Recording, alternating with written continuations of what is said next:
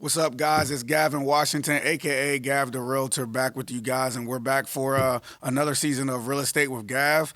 Got a special guest, a friend to the show that's been here before, coming back to join us again, Mr. Kendell Burke. What's happening, man? Not much. How are you doing today, Gavin? Good, man. How's it been going your way? Very good. All right, so we're here to talk about some, what's going on in the real estate market right now. We've talked about mortgages and different loan programs and stuff like that before. So if you haven't checked out Kendall, or you can go back and check out our previous interview on the YouTube channel at Gav the Realtor or Real Estate with Gav, wherever you listen to podcasts. So if you haven't heard Kendall before, definitely go back and check that one out. But for those that didn't get to see that one, just tell us a little bit about yourself and Homespire, what you guys do. Yeah, definitely. So, Kendell Burke, I'm with Homespire Mortgage. I'm a producing branch manager locally here in Martinsburg, West Virginia. I actually service areas from Pennsylvania all the way down to Virginia. So what that means is if you were interested in buying a home in Pennsylvania, I could do your loan in Pennsylvania. If you were interested in Maryland, Virginia, West Virginia, we could do the same also there for you too.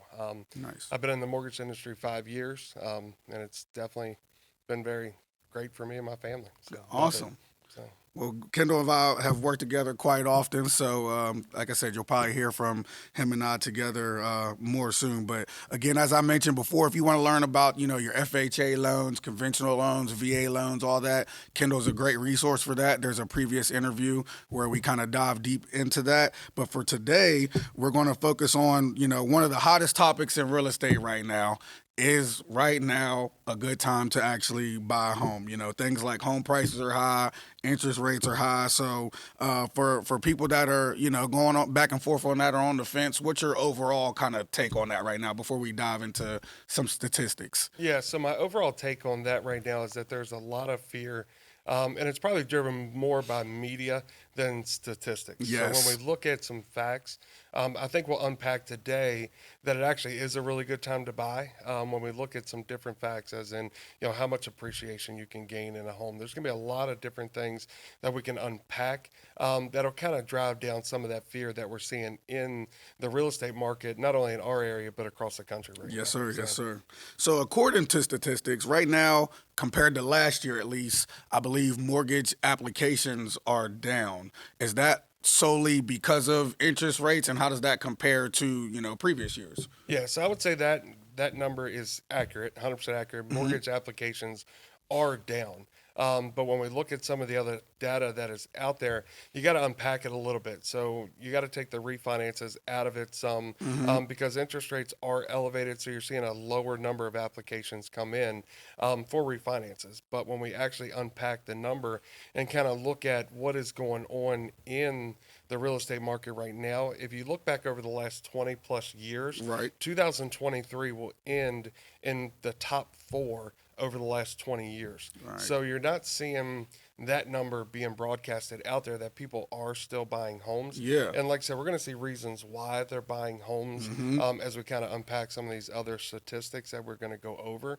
But that is going to be the number one driving force right now when we look at, is it a good time to buy? There's a lot of people that think it is because Yeah. the numbers are there to show that when we get to the end of 2023, if you look over the last 20 years, take it back to 2000, 2023 is going to finish in the top four Right. of purchase money, loans out there. Wow. So it's a pretty good number. That is pretty good. So, like you said, transactions are still happening every day. Yeah. Okay, good to know. Good to know. So, on the seller side, I've heard a lot of sellers say, now's not a good time for me to sell my home because a lot of sellers, as I'm sure have interest rates below 6% right now. A lot of people have 4, 5, 6, even 2 and 3.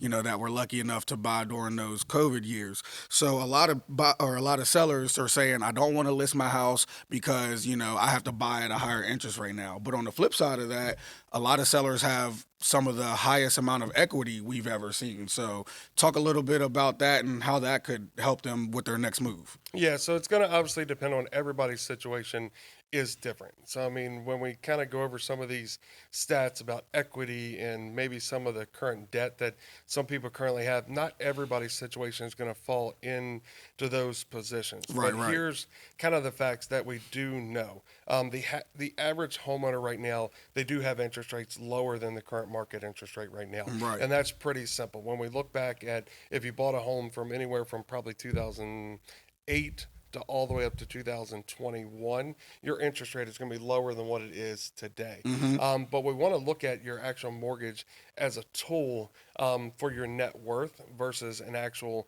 single in on that interest rate. And what I mean by that is, so let's take a look at an average homeowner today. Average homeowner today is going to have upwards of $174,000 of equity in their home right now. That's a good which bit. is a lot of money in That's their a home. good And bit. that's twofold. You know, if you take a look back at 2020, 2021, home appreciation was the highest it's probably ever been in history. Right. So therefore, if you bought a home, you know, take like I did. I bought a home in 2013.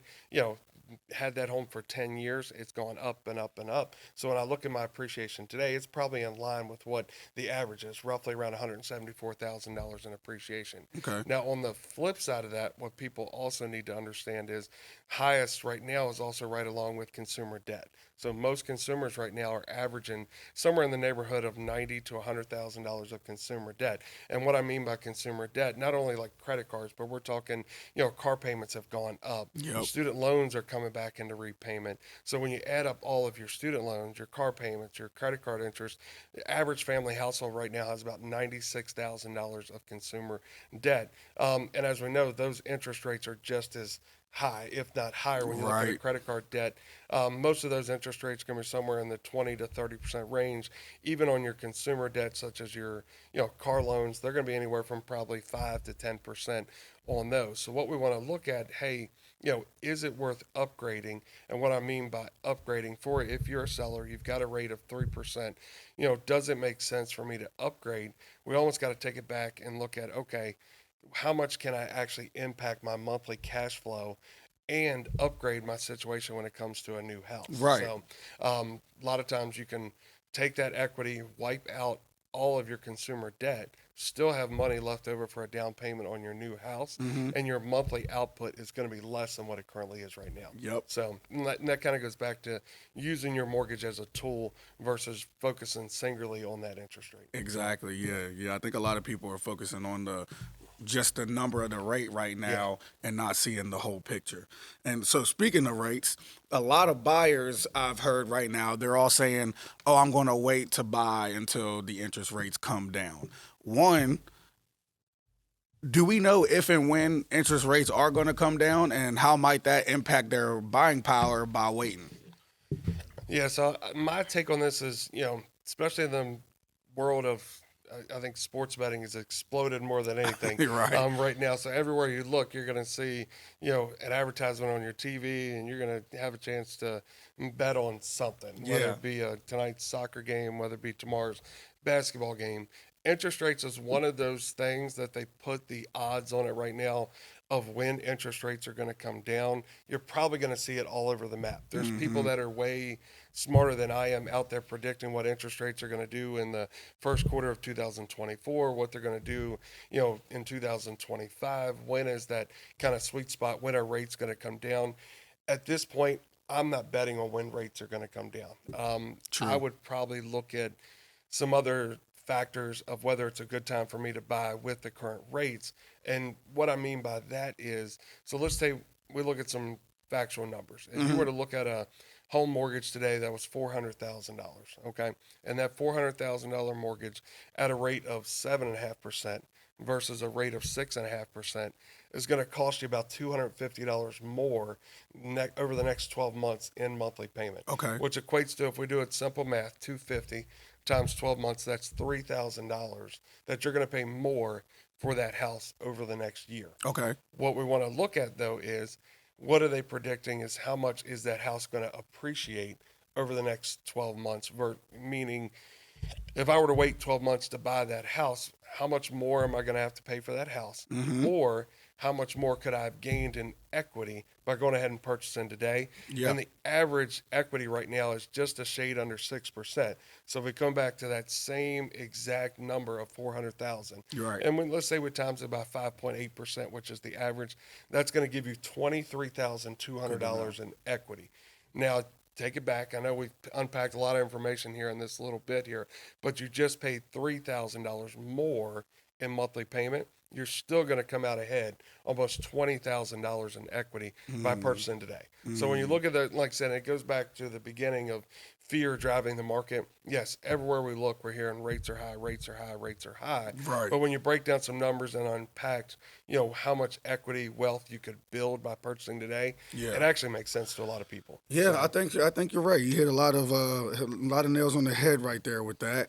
And I think another thing that buyers in particular sometimes don't take into account is that if and when those rates do come down, prices may go up as well. Sure, yeah. So like prices are already holding true and going up. So if rates come down, it's more than likely prices will definitely go up, and you'll be fighting multiple offers and all that stuff again too. So and the other thing, most people, there is a lot of new buyers into the market right now, and they've never built wealth through equity in a home. Right. So they don't understand Right. that, if I buy a home today and make my monthly payments on time, I'm going to actually build wealth just by staying in the home.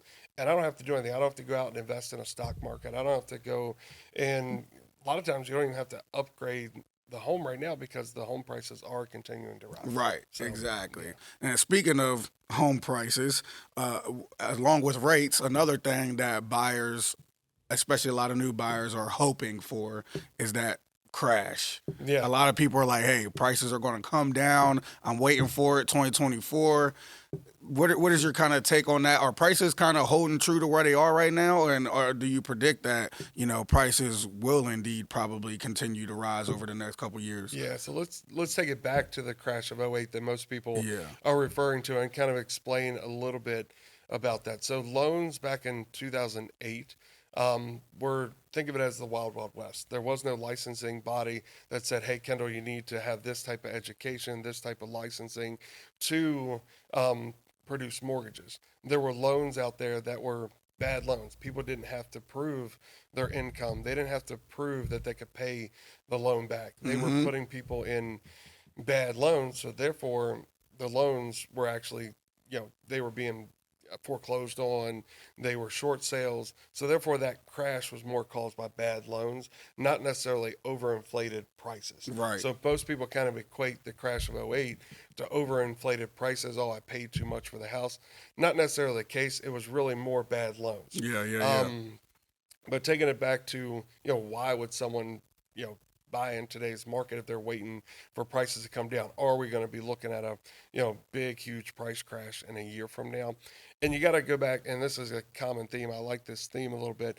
But if you were to bet on home prices to go down, just like interest rates to go down, you're probably going to lose based off of statistics. So Yep. I brought some notes today because these are really impactful statistics. But if you go back all the way back to 1942, which I know that was nothing to me. 1942, it's history to me. Of course. But when you look at going all the way back to 1942, 73% of the times home prices have increased since 1942. They've only declined 7 times. Yeah. And they've held neutral once. So when you look at that stat and say, hey, Gavin, do you think home prices are going down? If you were betting on it, there's no way you're going to bet on 73 times they've gone up to 7 that they've gone down. Yeah, nobody's taking that bet. You're betting against the champ. Yeah. So when you're looking at that, and coupled with the fact that the inventory is still at all-time lows, and that's coupled with the fact people are not willing to give up that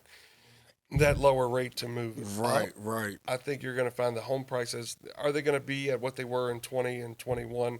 Absolutely not. I don't think we'll ever see appreciation. I mean, there were people that bought homes in 2019 and 2021 they were selling and they had 20% equity. Right. And they put no money down on these loans. Yeah. Will we ever see that? Absolutely not. Will we see a market correction to where we'll see that kind of 5 to 7% annually appreciation? Absolutely. Okay. So, Gotcha. Yeah, because I think what a lot of when they talk about this crash and trying to wait for prices to come down. I think a lot of buyers are like hoping like magically like a $400,000 house is going to become 200,000, and I mean, I could be wrong. I Mm-mm. just don't see that happening. No, I don't think that'll happen, but I do think it will give buyers a little bit more time to make a little bit more informed decisions. And what Yes. I mean by that is, and you'll probably speak to this more, Hmm. is I think you're going to see people being able to go into a situation and instead of being on a Saturday with 12 offers, being able to sleep on it over the weekend and say, okay, this is the home for me, Yep. and not have to be as rushed with their decisions because homes. I'm not saying they're going to move slowly, Hmm. but they're going to have a little bit more time to be more thorough with their decision. Maybe look at two homes versus be like, this is the only one you have the option to buy. So, Right. No, yeah. you're 100% right. I'm already seeing it. I know in the past, over last year, and even some earlier this year, homes were on the market like 2 weeks tops. Yeah. Now we're seeing a month and a little beyond 1 to 2 months. And I've had more contracts that I'm writing that have home inspections in them, contingencies in them, even some home sale contingencies where Yeah. if you were to write an offer last year, waive it all to get the house if you want it. So yeah, I definitely think now buyers are able to take their time, as you mentioned, Yeah. and also make informed decisions and be thorough with the process. Absolutely. So yeah, I definitely think you're right about that. So I heard you mention earlier about the average yearly appreciation. Hmm. What is that? What does that often look like? What is the average for a yearly appreciation? And as you mentioned, we've only seen it go down a couple times, Sure. in history. So Yeah, Mortgage Bankers Association put out a stat earlier this year. I was at a conference down in Asheville that they're predicting through the end of 2024 about 5.8% appreciation. okay, So I okay, mean, it kind of goes back to if you were to buy a house, a $400,000 house, and I use that as an example because the average home price in the United States right now is 416,000. yeah, So I mean, when you take a home at 400,000, 5.8% of that is 23,000 and some change. you're right. So what you can expect is if I buy a house today at 400,000, in a year from now that house is going to be worth 420 some thousand. Wow. So it's pretty simple. And I mean, when you look at any investment on your return, there's probably going to be a hard time going out there and finding something that you can invest in and get a return of 5.8% like real estate. Yep. So, No, that's yeah, that's great that you mentioned that because there's a couple things that we've kind of discussed already. One, waiting till next year could potentially cost you as far as prices going up, and buying now could yeah, potentially gain you more equity. yeah. So not only would you have the potential of losing that $23,000 in equity, now we've got to pay possibly that extra 5%, all because we didn't want to pay the extra 3 grand in monthly Right. payment. So, No, you're 100% which and I right get, on that. I don't want to take that lightly because it sounds, it's easy to say when you're on the other side of computer crunching numbers, it's Right. only $250 more. And I don't want that to come off as like, oh, kind of nonchalant kind of phrasing. Yeah. No, I But get it. that is the facts of the numbers that, hey, you could cost yourself $23,000 by not be willing to pay that extra 3 grand over the next year. So, Right. And one yeah, thing I usually try to coach my clients on as well is how long do you plan to be in the home? sure. Because like if you're going to be in a home 5, 7, 10 plus years, does that difference really impact you largely? Like if you're thinking like, oh, the prices are going to come down next year or the market is going to, depreciate my house next year. Well, in 10 years, you're definitely going to be making some gains Yeah. for the most part. As you mentioned, 73 times in history, the prices have gone up. So if you're going to be in a home for 7 to 10 plus years, by the time you go to sell it, you're definitely going to have some equity, I would think. Yeah, we can even look at the simple math. And let's say it's not your forever home, it's your starter home, and you plan on being there 5 years. Hmm. And let's say we gained $23,000 in equity for the next 5 years. That's $100,000 of equity. And take it back even further. Let's say you were a first time home buyer and you took advantage of a no money down program. Yeah, A lot yeah, of times those programs they could or they could not be available to you yeah. on your next purchase. Well, now you've just created wealth for your down payment just by being in the home today Yes, versus sir. if you waited 5 years to buy that home. Not only is the home prices up maybe 100 grand, it's hard to tell what the rates are going to be, but Hmm. are different programs going to be the same, different? So it's definitely a great time to look into buying, even if you're a no money down client. Yeah, yeah, 100%. Yes, sir. So speaking of rates again, I know you mentioned like since about 2008 or whatnot, rates are higher for most people right now than what most sellers have at this time. But how do the current rates compare to like historical average? Like, is it bad as people make it out to be? Yeah, most people have a short-term memory. I would say Yeah. that's kind of the key in our industry. And when they look at short-term, is it bad? Yes. When we go back to 2022, and we went from rates at 2-3%, and they went to 5-6-7% pretty quickly. That's a hard thing for people to kind of swallow. So I Yeah, mean, definitely. I don't want to take lightly because there's a lot of stats out there that say, oh, well, the average interest rate over the last 50 years is X, and it Right. is. It's 8%. If you were to Yeah. look back all the way back into the 1970s and take an average of interest rates from 1971 all the way through today, the average rate is about 8%. Okay. Obviously, there's a bunch of different factors that go in there, from home prices to pay, how much people's income is, and all that stuff. So I mean, I don't want to. I like the stat of saying, hey, rates aren't as bad as they appear, Right. but there's a lot of factors that go into interest rate. But today's rates historically are right in line with average rates if you were to look over the last 50 years. If you take a short-term view, obviously they're going to be a little bit more elevated than what we were used to probably since about 2012, Okay. when we came out of that crash of '08. Obviously they wanted to spur people to purchase homes, so Right. therefore Right. to get people to buy homes, we had to give an attractive interest rate. So Yep. therefore you had the lower rates available from about 2012 till we hit 2021. But there had to be a little bit of a market correction. Right. Hence why you're seeing the rates kind of fall back to an average of where they've been. Yeah, So, no, that yeah. makes sense. And speaking of that, like getting to, spur the market a little bit, it seems like right now they're trying to slow the market a little bit. But buyer demand kind of seems Mm-hmm. pretty high from what I'm seeing. Talk a little bit about like why you think prices might not come down. Things like people in my age group, the millennials as they call us, that are diving into the market. There's a lot of people out there still trying to buy homes right now. Yeah, you hit it. I Yeah. mean, I have a son that just graduated from college last May, and there is a ton of my sons out there. There's a ton of your age group out there, my age group out there.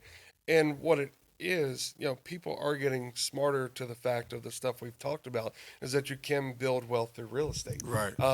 It was a scarier thing, I would think, if you were to talk to me in my 20s. I had no aspirations of owning a home because it was a scary thing. I didn't know how to Yeah. fix this. I didn't. If something broke on the house, it was more of a scarier thing. I think today's younger people don't see it as a scary thing. They've heard some of the facts that, hey, if I can purchase a home today, I can still sell it in 5 years and create wealth for myself, Yeah. and not have to, not have to invest in the stock market or whatever it is. Hmm. So I think that is spurring the demand right now, is because there are so many more people who are keen on the fact that, hey, real estate is a way that I can build wealth, Yeah. and people are buying younger. I had a client 2 weeks ago, 19 years old, Wow. and bought his first house. I Good mean for that, him.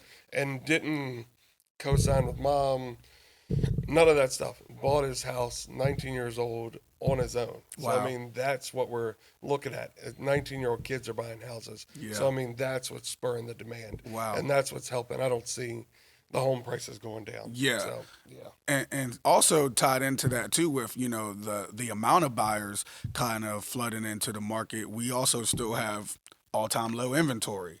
Yeah. So that is kind of playing into why prices have gone up or not come down as quickly as people would like, I would Yeah. say. And I think another thing that kind of sparked that, and I don't have the stat in front of me, but new construction, if we looked at stats on new construction, I would say it took a hit because of the inflated prices of Definitely. like the materials to build a new house.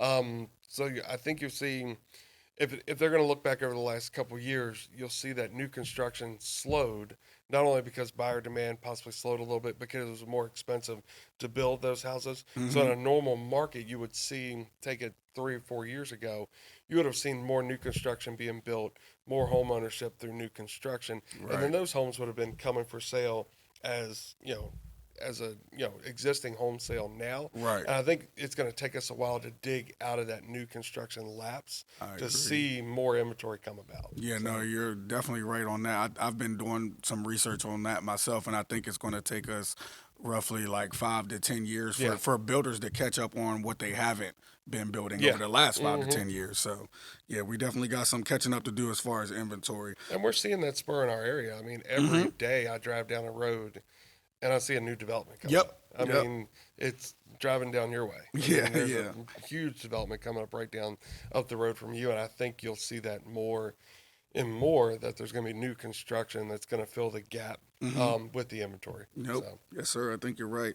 So for those buyers out there, whether they're first time home buyers or not, that are still considering buying right now in this market, are there any programs or incentives out there that might be able to help combat the current interest rates? yeah, so there's always your standard, and I say standard, but there is still a lot of low down payment, no down payment programs out there. They've always been available, and they're actually available with less restrictions today. So I Nice. want to start with that. Take for instance USDA, which is a no money down product that's offered, in most rural areas across the country.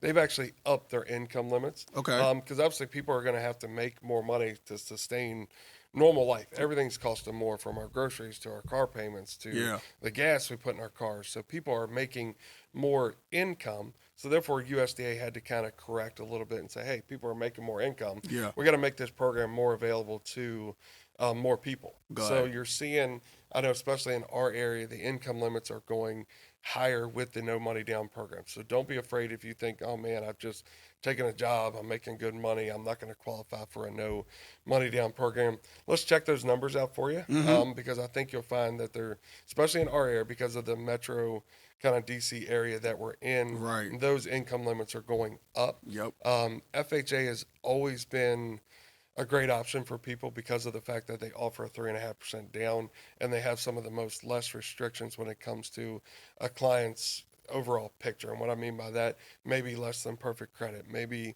have some student loan debt to where your debt to income is a little higher than what you think is acceptable.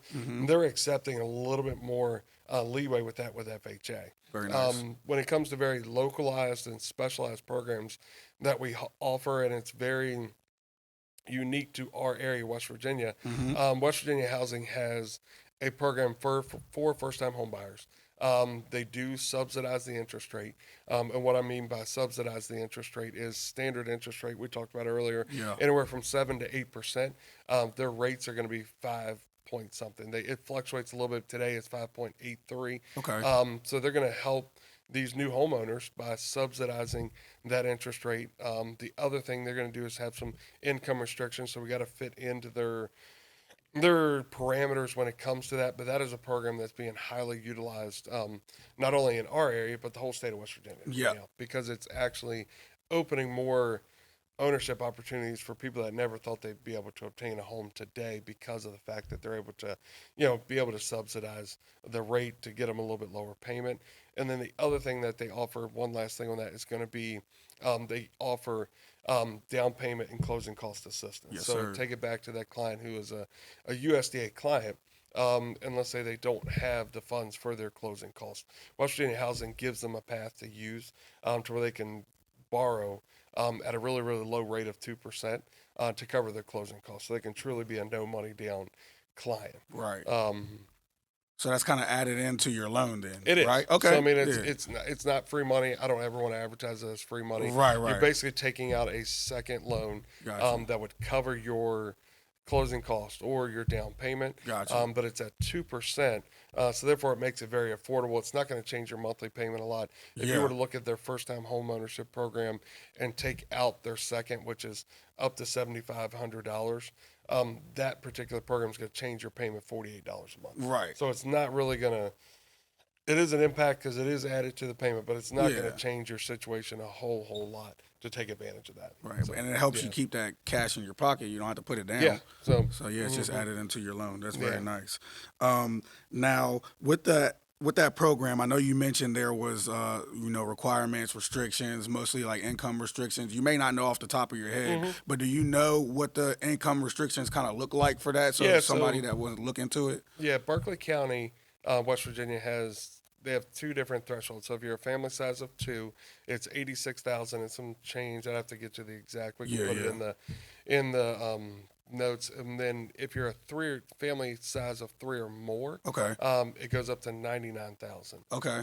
Jefferson County is kind of an anomaly because they border Loudoun County, one of the richest counties in the country right Yeah. now. So therefore, they get the same kind of benefits as Loudoun County. So you increase quite a bit in Jefferson County, West Virginia, to where your income level for that two is going to be 138 and some change, and then it goes all the way up to 161 if we're in family size of three or more. Oh wow. So, Okay. yeah. Awesome. Good to know. So, before we go, again, thanks for Kendall for coming through. Always Yeah, dropping definitely. always dropping good knowledge for us. I want to give Kendall a special shout out ourselves. You know, Kendall actually recently helped me and my family purchase our new home. So definitely, if I'm using him and recommending him, it's not just because he talks a good game. Like I actually use him myself. So always appreciate you. Thank you very much. And for those that want to hear more about the different programs you offer or how they might be able to use their equity to sell and then buy, how can they find you and where can they reach out to you? Yeah, so pretty simple. My cell phone is very widely broadcast out there. I'd like to be as personal as possible with all the clients that we deal with. But you can reach out to me on my cell phone. It's 304-886-8821. Or if you search Kendell Burke, Homespire Mortgage, you'll be able to find me on either one of the social media channels or through our direct website. So, but yeah, definitely easy to find if you Google search, and we worked real hard to get those searches up. Yes, So, sir. Good stuff. Yes, sir. And as always, if you guys need real estate assistance, whether you're looking to buy, sell, or invest in real estate, you can always reach out to me. My cell phone number is 304-839-7040. And you can find me at Gav the Realtor, GAVTHA Realtor, on all social media websites. So, again, Mr. Kendall, my guy, thank you very much. Thanks, sir. And you all stay blessed, and peace.